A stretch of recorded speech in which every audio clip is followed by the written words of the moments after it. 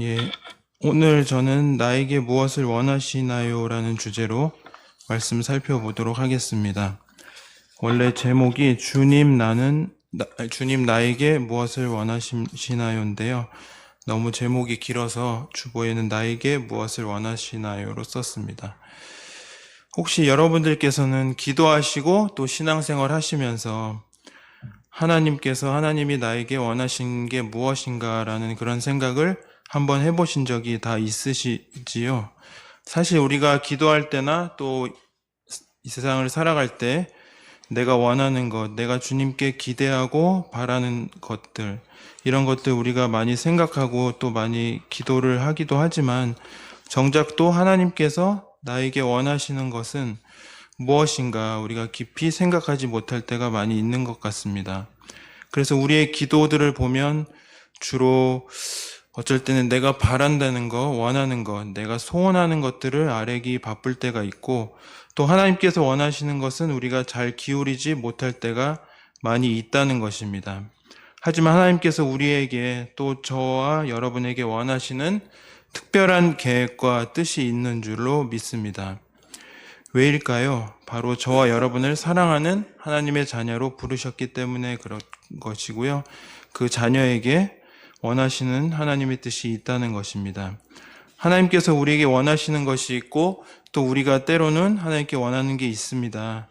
그 사이에서 때로는 약간의 갈등이 있기도 하지만 때로는 하나님 앞에 나의 기도를 들어주시지 않으시는 것 같아서 서운한 그런 마음이 있을 줄도 모르겠습니다. 그러나 우리는 하나님과 하나님의 자녀이기 때문에 관계가 있기 때문에 그렇다는 것이고요. 만약에 전혀 관계가 없다면 서로 바라는 게 없을 것입니다. 내가 사랑하지 않고 좋아하지 않고 내가 전혀 관계 맺고 싶지 않은 사람과 그런 사람에게 우리가 무엇을 원하겠으며 무엇을 요구하겠습니까?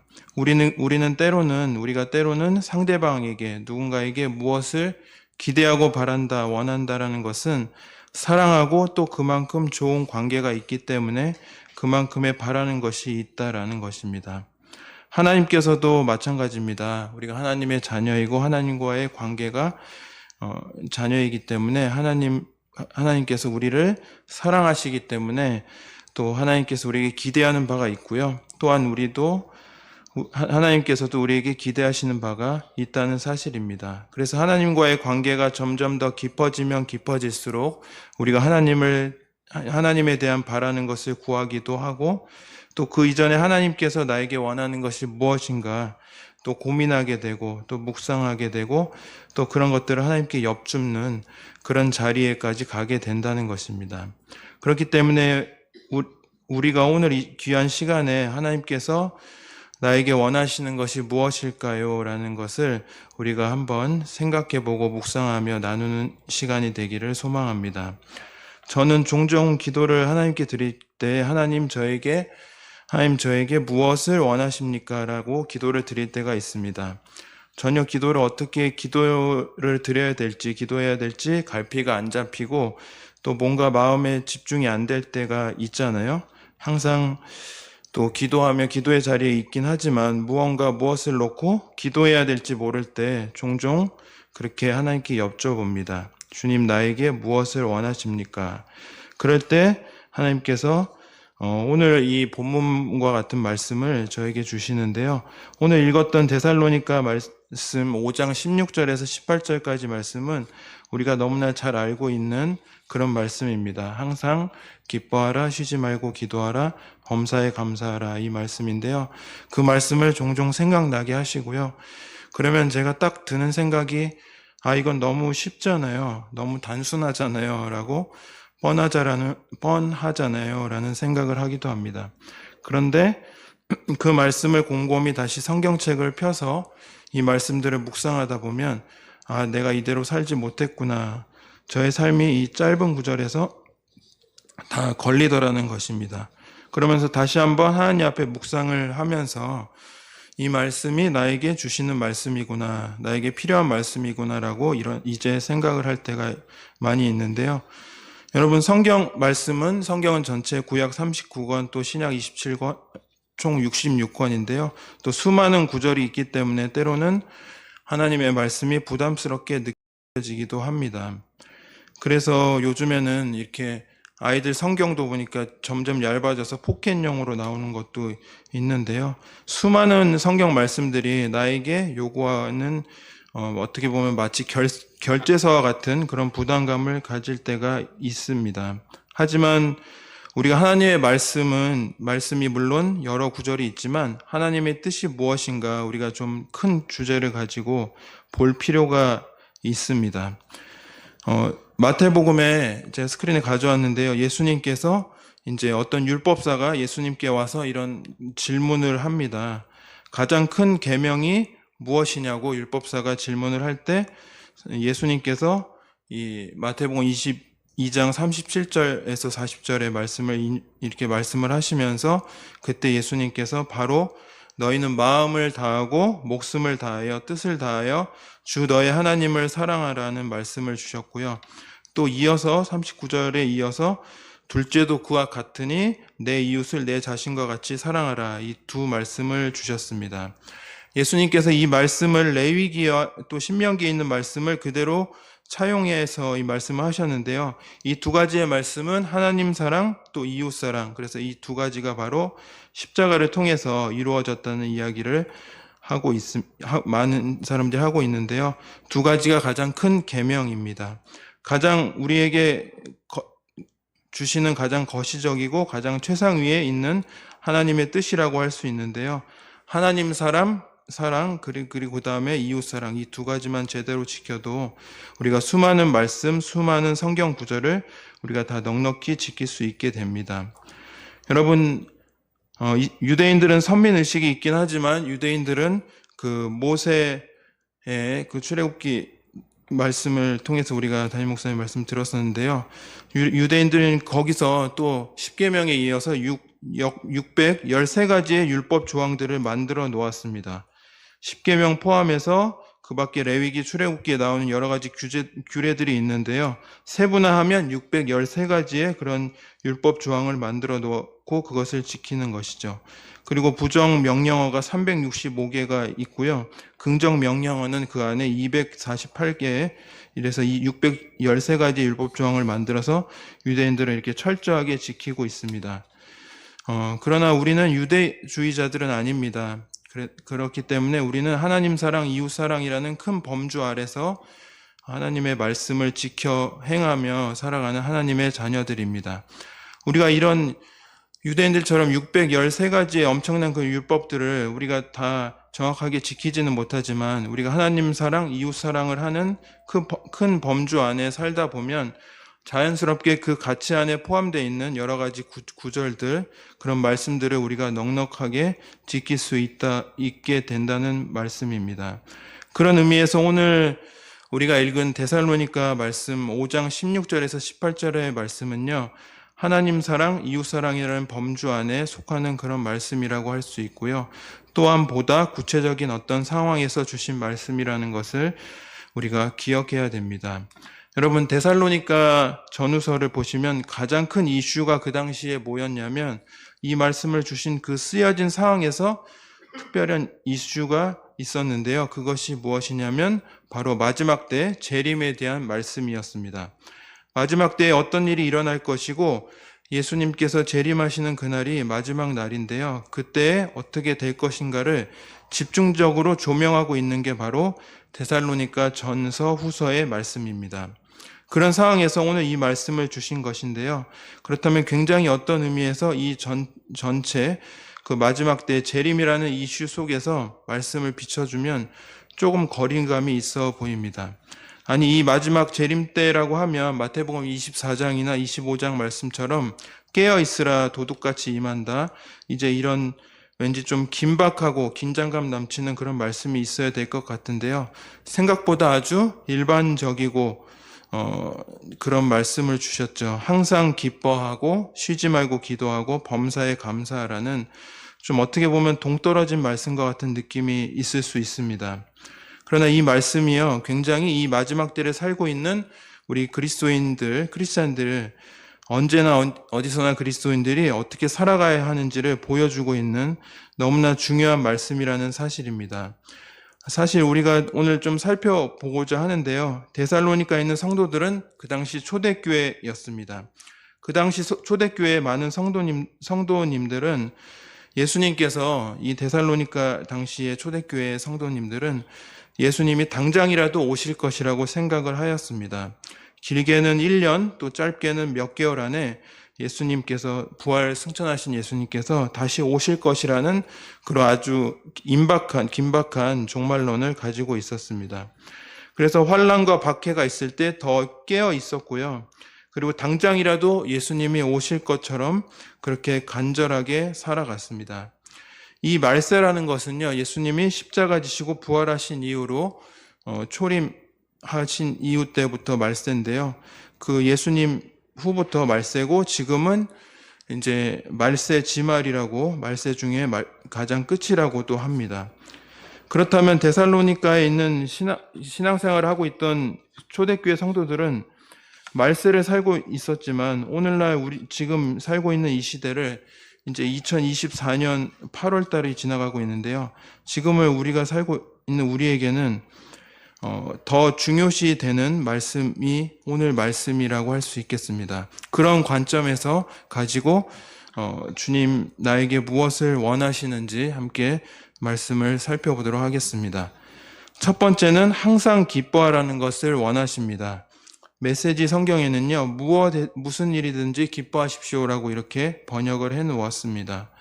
항상 기뻐하라는 이 말씀을 듣는 순간 우리의 마음속에 이걸 어떻게 하냐고 이런 마음이 들기도 합니다. 왠지 지키지 못할 말씀같이 보이고 어떻게 항상 기뻐할 수 있을까? 24시간 기뻐하라는 의미는 아닌가라고 생각할 수 있겠는데요. 그렇다면 여기서 항상이라는 것은 어떤 의미냐면 여기 이제 메시지 성경에도 잘 번역을 해놨는데요. 어떤 환경의 지배를 받지 않는 그것을 말하는 것이죠. 우리가 때로는 좋을 때는 좋잖아요. 좋은 일이 많이 생기면 기쁘지만 우리가 환난과 고난을 당할 때도 기뻐할 수 있어야 한다는 그런 의미로 이 말씀이 쓰여져 있습니다. 이 데살로니가는 재림의 때라고 그 당시에 그 마지막 때의 말씀이라고 제가 말씀을 드렸는데요. 이 당시 초대교회가 박해를 많이 받는 그런 시점이었습니다. 그런 상황에서 기뻐하라는 것입니다. 항상이라는 것은 그 당시 그 사람들은 지금 막 예수님 믿는 것 때문에 박해가 심해지고 죽임당하고 그런 너무나 어려운 상황인데요. 그런 상황이지만 그런 상황에서도 기뻐할 수 있어야 한다는 것입니다. 여기서 기쁨이라는 것은 또 이제 어떤 의미냐면 영어로는 조이고 enjoy, 기분이 좋다라는 그런 의미도 있지만 그런 재미있는 것들을 보고 웃는 그런 기쁨이 아니고요. 영적인 기쁨을 말하는 것입니다. 예수님께서도 요한복음의 7장 38절 말씀에 영적인 기쁨에 대해서 이렇게 말씀을 하고 계십니다. 나를 믿는 자는 성경의 이름과 같이 그 배에서 생수의 강이 흘러나오리라 이런 말씀을 하셨습니다. 주님을 믿는 자는 성경의 이름과 같이 그 배에서 생수의 강이 흘러나오게 될 것이라는 말씀을 하셨습니다.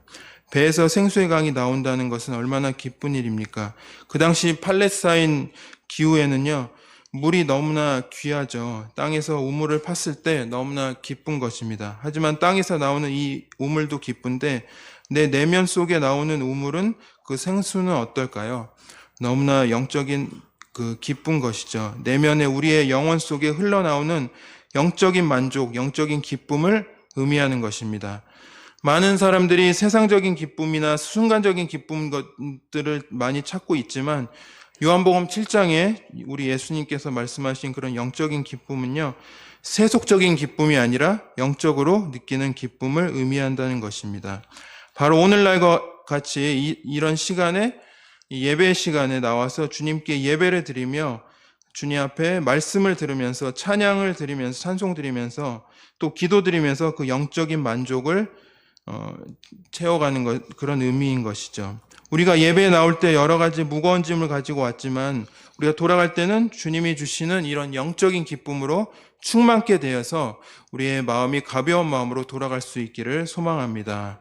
아멘. 바로 어떠한 삶과 환경, 또 어떤 어려움 그런 것과는 상관없이 환경에 지배받지 않는 그런 초월적인 영적인 기쁨을 유지하라고 그런 말씀을 이렇게 말씀하고 계시는 것입니다. 그래서 항상 기뻐하라는 것은 우리가 어떤 상황 속에서도 기뻐하라는 그런 의미입니다. 주님 나에게 무엇을 원하십니까? 두 번째는요, 쉬지 말고 기도하라는 것을 말씀하십니다. 쉬운 성경에는 이제 끊임없이 기도하라고 이렇게 쓰여져 있는데요. 두 번째는 쉬지 말고 기도하라는 이런 의미인데, 이것도 원어를 생각해 보면 쉬지 말고 24시간 기도하라는 의미가 아니고 그 단어의 뜻이요, 시면이라는 뜻을 가지고 있어요. 바다 깊은 곳이라는 뜻을 가지고 있는데요. 그러니까 쉬지 말고 기도하라는 것은 24시간 기도하라는 의미보다는 우리가 깊이 기도하라는 의미가 더 있습니다. 그래서 우리가 하나님 앞에 늘 깊이 기도하는 그런 시간들을 가지라는 그런 의미입니다. 이 쉬지 말고 깊이 기도하기 위해서는 어느 정도의 넉넉한 시간도 또 필요하다는 사실입니다. 물론 우리가 위급할 때는 순간순간 기도할 수도 있지만, 또 신음하면서 하나님께 기도를 드릴 수 있지만요, 여기서 그런 쉬지 말고 기도하라는 것은 깊이 하라는 의미입니다. 어떠한 시간을 확보한 상태에서 깊이 기도하라는 것을 말씀하시는데요. 쉬지 말고 깊이 끊임없이 기도할 수 있기를 소망합니다. 또 깊이라는 것은 어떤 의미가 있냐면, 내가 원하는 것, 내가 적은 그런 리스트를 적어놓고 이것대로 기도한다는 기도문을 가지고 있어요. 그래서 그러면 1시간도 기도하기 어쩔 때는 우리가 힘들 때가 많이 있지만, 또 가정을 위해서, 나라를 위해서, 또 나를 위해서, 자녀를 위해서, 물질을 위해서 또 이 정도 이렇게 기도를 하면 사실 시간이 금방 갑니다. 그래서 깊이 기도하라는 것은 단순히 내가 바라는 것을, 아뢰는 것을 넘어서서 하나님의 뜻까지 나아가는 것을 말씀하십니다. 마태복음 6장에 예수님께서 산상수훈 말씀대로요, 마태복음 6장 33절에도 이런 말씀이 있습니다. 그런즉 너희는 먼저 그의 나라와 그의 의를 구하라. 그리하면 이 모든 것을 너희에게 더하시리라. 이런 말씀이 있습니다. 정말 쉽게 말씀드리면 하나님의 뜻을 구하는, 하나님 나라를 위해서 기도하라는 의미입니다. 하나님의 뜻을 구하는 것은요, 기도할 때 깊이 기도하는 것이고, 그렇게 하나님의 뜻을 구하면 깊이 기도하고 그렇게 되는 것이고요. 예수님께서도 이렇게 어려울 때 항상 감람산에 가서 이렇게 기도를 드리셨잖아요. 또 겟세마네 동산에서도 땀방울이 핏방울이 되기까지 기도를 드리셨습니다.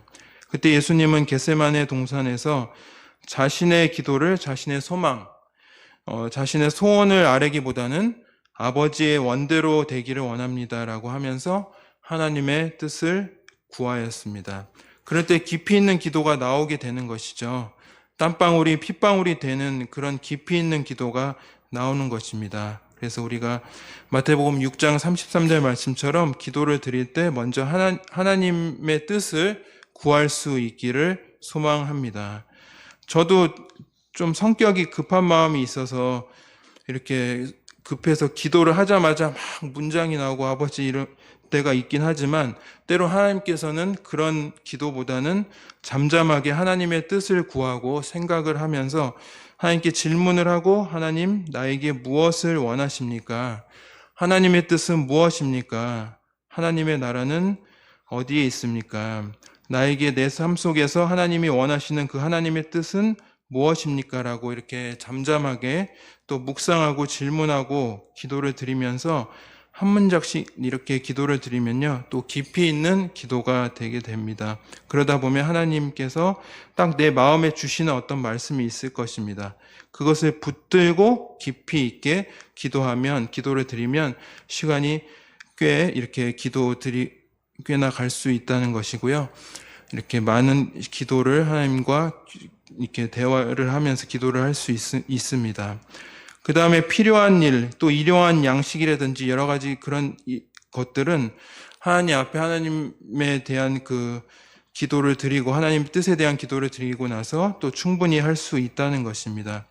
그래서 우리가 기도를 점점 깊이 할 수 있기를, 깊이 있게 깊어지는 기도를 할 수 있기를 소망합니다. 얕은 기도보다 내가 원하는 것만 막 바라는 그런 기도보다요. 또 어떻게 보면 하나님께 조르는 기도보다는 하나님의 뜻을 우리가 깊이 구하는 우리의 기도자분들이 될 수 있기를 소망합니다. 이것이 말세를 살고 있는 그날이 언제인지 모르지만 점점 가까이 오고 있잖아요. 그때 재림의 때를 살고 있는 우리가 해야 되는 기도입니다. 어떤 의미에서는 예수님이 정말 오실 날이 정말 얼마 남지 않았다고도 생각이 들기도 하지만, 그때가 언제일지 모르지만 우리가 그때를 기다리면서 깊이 있는 기도를 하면서 이 마지막 때에 하나님의 뜻을 구하면서 깊이 있는 기도를 할 수 있길 바라겠습니다.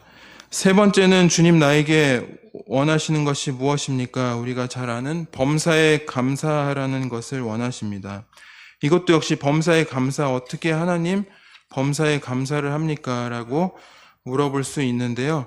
여기서 범사에 감사하다는 것은 영어로 보면은 이제 think라는 의미가 있습니다. 생각하다는 의미가 있는데 이 싱크에서 thank you라는 그 thanks가 나왔다고 합니다. 그래서 생각하는 거에서 감사가 나온다고 그러는데요. 그러니까 생각해 보면 감사할 거리가 많이 있다는 것이죠. 그러니까 우리가 사실은 내가 바라는 건 순간순간 뭐 짝짝 내가 바라는 대로 딱딱 이루어져 가는 것도 감사하다고 할 수 있겠지만, 곰곰이 생각해 보면 우리가 하나님의 은혜로 하루하루 살아간 것들도 너무나 감사한 일이고요. 어떤 일을 당할 때, 어떤 일을 당할 때 굉장히 그 시기는 굉장히 어려운데 그 시기를 빠져나오면 그때 감사할 수 있는 그런 것들도 하나님께서 이렇게 알려주시는 것 같습니다. 때론 우리의 삶 속에서 연약하기 때문에 넘어지기도 하고 아쉬운 때도 있고 후회하는 때도 있지만 모든 그 시기를 이렇게 하나님께서 잘 인도해 가심을 믿습니다. 어떤 원로 목사님께 어떤 이렇게 크리스천 기자분이 물어봤습니다. 욥처럼 고난 당하신 적이 있으시냐고 그랬더니 평생 당하죠라고 말씀을 하셨습니다. 그게 무슨 말씀이세요? 그랬더니 어떤 어려운 일을 딱 겪고 건너가니까 그 다음에 다음 과를 여시오 그래가지고 그 다음 또 어려운 일들을 겪었지만 이제 원로가 되다 보니까 감사할 일들이 생기고 열매를 이렇게 맺었다는 말씀들을 들은 적이 있는데요. 우리의 삶 속에서 때로는 저도 원망불평 교만이 가끔 나오긴 하는데, 하나님께서 어떤 어려움 속에서도 원망하거나 불평하기보다는 감사하라는 말씀을 주시는 것 같습니다. 우리가 범사에 감사하라는 이 말씀 앞에 또 이렇게 곰곰이 또 생각해 보게 되는데요. 어쩔 때는 전에 어머니 편지도 잠깐 소개해 드렸지만 어머니를 너무 빨리 데려가신 거 아닌가 하는 생각들도 들지만, 그 어머니의 소천과 그 이후에 것들을 통해서 하나님께서 또 저를 연단해 가시면서 또 천국에 대한 소망을 갖도록 하셨고, 또 그 상황에서 더 성장할 수 있도록 감사할 수 있는 것들을 주신 것 같습니다. 우리가 정말 이 어렵고 힘든 상황 속에서도 항상 이렇게 감사하면서, 범사에 감사하면서 그런 삶을 살 수 있기를 바라고요. 저도 2년 2개월 군대 생활했었는데 그때 조금 힘들었었지만, 그때 생각해 보면 이제 조금만 있으면 이제 제대를 하는데 그때는 되게 힘들 때, 저보다 더 힘든 군 생활을 많이 하셨었겠지만 그렇게 했었지만 그 시기가 이렇게 나와서 보니까 군대에서 그 어려운 시기가 또 하나님을 더 의지할 수 있는 시간들이 되었던 거를 생각해 보게 됩니다. 지금 또 이제 코로나가 다시 이제 입원 환자들도 많아지고 다시 새로운 변이가 나오고 또 곳곳에 아직 전쟁도 일어나고 있고, 이 말세의 재림의 때가 점점 가까운 이때예요. 불안하고 염려한 시대이지만 우리가 그래도 모든 일들을 통해서 저를 성장해 가는 하나님의 뜻을 알면서 우리가 이 세 가지 말씀 항상 기뻐하고 항상 기뻐하고 쉬지 말고 끊임없이 기도하고 또 범사에 감사하는 그런 삶을 살 수 있길 바라겠습니다. 우리가 보통 이 세 가지는 많이 얘기를 하잖아요. 항상 기뻐하고 쉬지 말고 끊임없이 기도하고 모든 일에 감사하는 말씀을 많이 하는데 이어서 19절부터는 22절까지는 잘 이렇게 다루지 않는 것 같아서요. 주님께서 원하시는 것이 무엇인지 조금만 더 19절부터 제가 말씀 간략하게 설명해 드리도록 하겠습니다. 19절에 이제 보시면은 이제 데살로니가 5장 16절에서 22절 오늘 읽으신 본문 말씀은요. 16절에서 18절은 이제 긍정 명령어입니다. 항상 기뻐하고 끊임없이 기도하고 모든 범사에 감사하라고 이렇게 긍정 명령어가 16절에서 18절까지인데요.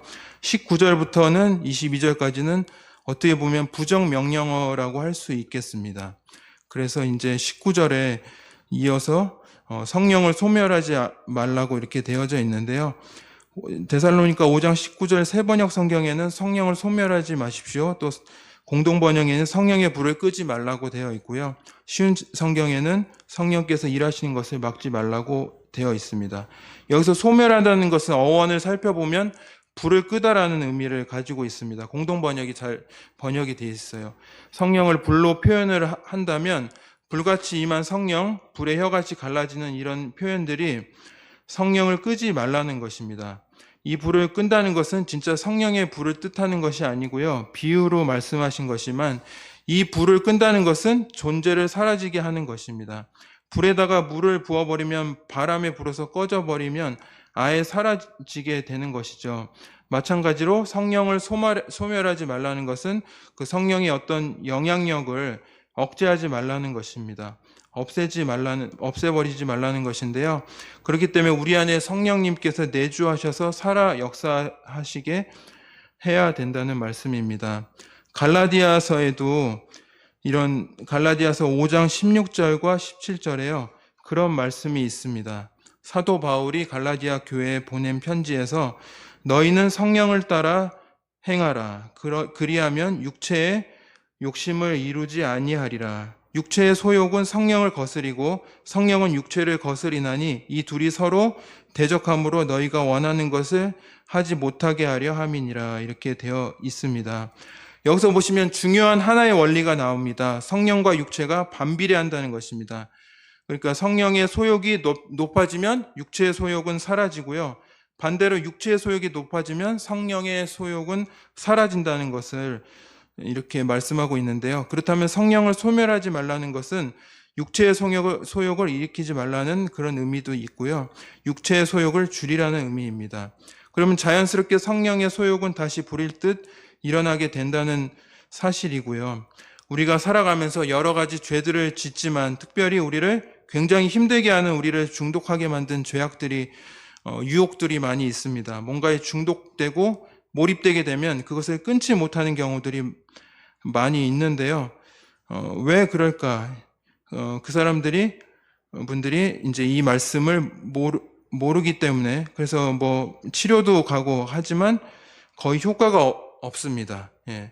그래서 중독에 빠지지 않기 위해서는 중독이 이제 육체의 소욕 때문에 그러는 거잖아요. 성령의 소욕을 일으키려면 이렇게 그런 중독적인 그런 것들을 끊어야 된다는 것입니다. 우리가 성령을 소멸하지 않기 위해서는 우리가 육체의 소욕도 줄일 뿐 아니라 또 성령을 더 우리가 키워야 됩니다. 성령님의 은혜 안에 내 안에 충만하도록 우리가 더욱더 해야 한다는 것이고요. 성령이 불이라면 불로 비유를 한다면 불이 필요한 것은 장작이 필요합니다. 그래서 장작이 없으면 이 연료가 꺼지고 불은 꺼져버리는 것이죠. 그런 의미에서 성령의 불을 키우기 위해서는 말씀의 장작이 나에게 필요한 줄 믿습니다. 하나님의 말씀이 필요하고요. 말씀이 넉넉히 들어갈 때 그 불이 꺼지지 않고 계속해서 타오르게 되는 것입니다. 그래서 항상 우리가 성령의 이 소욕을 계속해서 일으키기 위해서는 하나님의 말씀 중심의 삶, 말씀으로 채우는 삶을 살아야 됩니다. 그런 삶을 살 수 있기를 소망합니다. 아멘. 그리고요, 주님께서 나에게 원하시는 것, 다섯 번째는 이제 예언을 멸시하지 않기를 원하십니다. 여기서 예언이라는 말은 히브리어로 나바라는 의미인데요. 이 나바에서 예언자, 나비라는 의미가 나왔습니다. 나비가 선지자, 예언자라는 의미인데요. 그 원형이 예언이 그 나바입니다. 이 단어의 뜻은 보면 거품이 부글부글 끓어오르다라는 뜻이 나바인데요. 데살로니가 5장 20절 이제 그 세번역 성경에는 예언을 멸시하지 마십시오. 쉬운 성경에는 예언의 말씀을 하찮게 생각하지 마십시오라고 돼 있고, 또 공동 번역에는 성령의 감동을 받아 전하는 말을 멸시하지 마십시오라고 이렇게 쓰여져 있습니다. 그래서요, 여기서 예언이라는 것은 하나님의 말씀을 전하지 않으면 견딜 수 없는 내 안에 부글부글 끓어오르는 마음인데요. 특별히 예언이라는 것은 우리가 보통 미래의 일을 알려주는 것을 예언이라고 생각하지만 그것이 아니고 성경에서 말하는 예언은 그런 측면도 있지만 이 예언서에서 하나님의 말씀을 예언자들이 이렇게 대언을 하잖아요. 그러니까 포괄적으로 보면 이 예언이라는 것은 하나님의 말씀을 전하는 그런 것입니다. 그런데 바로 내 안에서 말씀을 증거하지 않으면 견딜 수 없게 만드는 그런 부글부글 끓어오르게 하는 그런 마음을 의미한다는 것이죠. 그래서 이 공동번역에 성령의 감동을 받아 전하는 말이라는 표현이 잘 번역이 되어져 있는데요. 우리가 살면서 이 말씀을 전하지 않으면 견디지 못한다라는 그런 마음이 우리 가운데 있어야 합니다. 그런데 반대로 그것을 멸시하지 말라는 거예요. 굳이 왜 전에 믿지 않는 사람들에게 아직도 믿지 않는 분들이 있는데요. 얘기했다가 괜히 관계만 틀어지고 그럴 생각이 나오기도 하지만 그런 마음들을 하나님께 맡기고 하나님의 말씀을 전하고 하나님의 뜻을 알리고 싶은 그런 마음을 이 5장 20절에 나오는 그 예언을 멸시하지 말으라는 그런 의미입니다. 하나님의 말씀 전하라는 것이죠. 나에게 먼저 그 말씀을 적용하고 또 스스로 말씀을 선포하면서 그 말씀이 내 안에 살아 역사하도록 해야 된다는 것입니다. 그래서 우리가 두 번째는 하나님의 말씀을 멸시하지 않길 원하신다는 그런 의미입니다. 다섯 번째는요. 여섯 번째는요. 범사에 헤아려 좋은 것을 취하라는 그런 의미가 있습니다. 이것은 어떻게 보면은 긍정적인 명령일 수도 있지만요. 바꿔 말하면 나쁜 것을 취하지 말라는 뜻이 되는데요. 범사에 헤아려 좋은 것을 취하라는 것은 우리가 여러 가지 선택을 할 때 좋은 것을 택하라는 그런 의미입니다. 여기서 헤아리다는 것은 어떻게 보면 시험하다 그리고 은을 재련한다는 의미를 가지고 있습니다. 그래서 테스트, 시금석이라고 하는데요. 제가 가져온 세번역과 쉬운 성경에도 있지만 공동번역에 잘 번역을 해놨습니다. 모든 것을 시험해보고 좋은 것을 꼭 붙드십시오라고 공동번역에 이렇게 5장 21절에 쓰여져 있는데요. 우리가 진짜 금인지 은인지 알아보기 위해서는 시금석에 금을 끌어보면 이게 어떻게 되는지를 우리가 알 수 있습니다. 이제 재련하고 테스트하는 것을 말하는 건데요. 이것이 정말 하나님의 뜻인가 아닌가 우리가 생각해보고 테스트해보고 시험해보는 것이 우리에게 좋은 것을 취할 수 있는 그런 삶을 살도록 하는 것입니다. 여기서 좋은 것은 바로 어떤 의미이냐면 하나님의 뜻이고 하나님의 말씀을 의미합니다. 그래서 모든 것을 시험해보고 하나님의 말씀을 꼭 붙들으라는 그런 의미가 있는데요. 우리가 어떤 유튜브나 또 요즘에는 케이블에도 좋은 이렇게 방송들이 많은데요. TV를 틀다 보면 유명한 강사분들이 좋은 에세이나 좋은 것들을 많이 이렇게 얘기합니다. 하지만 더 좋은 것은 하나님의 진리의 말씀인 줄 믿으시기 바랍니다. 그 하나님의 말씀을 취하고 하나님 뜻대로 행하는 것이 우리 가운데 필요하다는 사실입니다. 그래서 범사에 헤아려 좋은 것 하나님의 말씀을 취하시기를 원하십니다. 이제 마지막 7번째는요. 악은 어떤 모양이라도 버리시기를 원하신다고 이렇게 되어 있습니다. 그래서 데살로니가 전서 5장 22절 마지막 이렇게 말씀을 가지고 왔는데요. 갖가지 모양의 악을 멀리 하시라고 이렇게 멀리 하십시오라고 세번역 성경에 되어져 있습니다. 여기서 악이라는 것은 무엇일까요? 그 범주가 악이라는 것은 원어가 하마르디아라고 이렇게 원어로 할 수 있는데요. 관역에서 벗어난 것을 다 악이라고 할 수 있겠습니다. 그래서 관역이 화살을 쏘면 화살이 관역 안으로 들어가야 되는데 들어가지 못하고 벗어난 것, 이것이 바로 그 악이라는 뜻입니다. 하마르디아, 죄라는 것을 가지고 있습니다. 그러니까 하나님 앞에 악이라는 것은 하나님 뜻에 벗어나는 것은 다 죄라는 것입니다.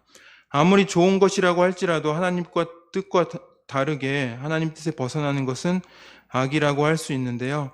그러니까 악이라는 것은 때로는 간단한 문제가 아니고 여러 가지 좀 분석해보고 고민할 필요가 있는 굉장히 넓은 범주라고 할 수 있습니다. 그런 의미에서 우리가 하나님 뜻에 벗어나는 것은 비록 그 모양이 조금 괜찮아 보이고 나한테 필요할 것 같은데라는 생각이 든다 할지라도 그것이 하나님의 뜻과 다르다면 과감하게 버릴 수 있어야 된다는 사실입니다. 그런 말을 들어보신 적 있으시잖아요. 필요악이다라는 말이 있는데 그 말은 제 생각에는 좀 나쁜 말이 아닌가라는 생각이 듭니다. 아무리 악이지만 필요하면 그것은 어쩔 수 없다라는 것을 생각을 하게 되고 또 우리가 수용하게 만들잖아요. 그래서 필요악이라는 말은 좋지 않은 말이라고 생각이 듭니다. 어떤 것이라도 어떠한 모양이라도요. 주님의 뜻이 아니라면 주님의 뜻과 다르다면 그것이 벗어난 악이라면 그것은 중단하고 버려야 된다는 것입니다. 특히 우리가 여기서 버리다라는 것은 중단하다라는 의미를 가지고 있는데요. 자제하다는 뜻을 가지고 있습니다. 그러니까 딱 멈추는 것이죠. 어떤 악이나 그런 것들을. 특히 우리가 요즘에 저도 이렇게 스마트폰, 이렇게 핸드폰을 많이 볼 때가 있는데 쓸데없는 것을 볼 때가 가끔 있더라고요. 나한테 필요도 없고 물론 이것이 나쁜 건 아니고 좋은 정보들이기도 하지만 필요한 건데 그것에 집착해가지고 한창을 보다 보면은 뭐 30분이 가기도 하고 막 어쩔 때는 1시간까지 갈 때도 있는 것 같은데 그래서 막 일애가 옆에서 아빠한테 이거 해줘 해도 그 말이 안 들리고 어떤 그런 걸 보고 있을 때가 있다가 괜히 아이한테 짜증을 낸다든지 그런 모습을 제가 보게 되는데요. 근데 이런 걸 보면 사실 나한테 이런 것들이 좋은 정보긴 하지만 필요 없는 거예요. 필요한 것처럼 생각되고 좋아 보인다 할지라도 막 쳐다보지만 그런 것들 좀 멀리하고 멈춰야 되는 것이죠. 하지만 그런 것들이 아무리 좋아 보인다 할지라도 우리의 주님의 뜻과 다르고 벗어난다면 과감하게 꺼버리고 중단해야 되고 스톱해야 된다는 것이죠. 전에 한 3주 전에 성가대 찬양하실 때 주님 말씀하시면 그런 찬송을 하셨잖아요. 주님의 말씀을 하시면 나아가고 주님의 뜻이 아니면 멈춰선다는 말씀을 하셨는데 우리가 주님의 뜻이 아니면 당장 그 자리에서 멈춰야 된다는 것을 알 수 있습니다. 그래서 하나님 앞에 온전하게 주님이 원하시는 것만 취할 수 있기를 소망하고요. 하나님 뜻대로 살 수 있기를 기도드리겠습니다. 좋은 것도 하고 나쁜 것도 하고 이것이 아니라 전적으로 온전하게 하나님 앞에 순종하는 삶이 우리의 삶이 될 수 있기를 바라겠습니다. 여러분, 이스라엘 백성들이 왜 멸망당했을까요? 그 이유는 우리가 잘 알고 있죠. 하나님도 섬기지만 바알도 섬겼고요. 또 하나님도 섬겼지만 아세라도 섬겼습니다. 이 시대에 이렇게 영적인 바알이나 아세라가 어떤 맘몬이나 이런 것들로도 오기도 하죠. 그렇기 때문에 이스라엘이 멸망당한 것입니다. 하지만 우리가 정말 믿음의 백성, 특히 이 말세를 살아가는 재림의 딸이 살고 있는 우리들은요, 오직 하나님의 것만, 주님의 말씀만 붙들 수 있기를 소망합니다. 그렇게 할 때 우리가 주님의 다시 오심을 기다리고 주님이 오실 때 우리가 다 같이 하늘에 들려 올려지는 바 되는, 그리고 저 영원한 천국에서 영원 복락을 누릴 수 있다는 것입니다. 이런 사실을 기억하시고 그렇게 살아갈 수 있기를 모두 주님의 이름으로 기도드리겠습니다. 아멘.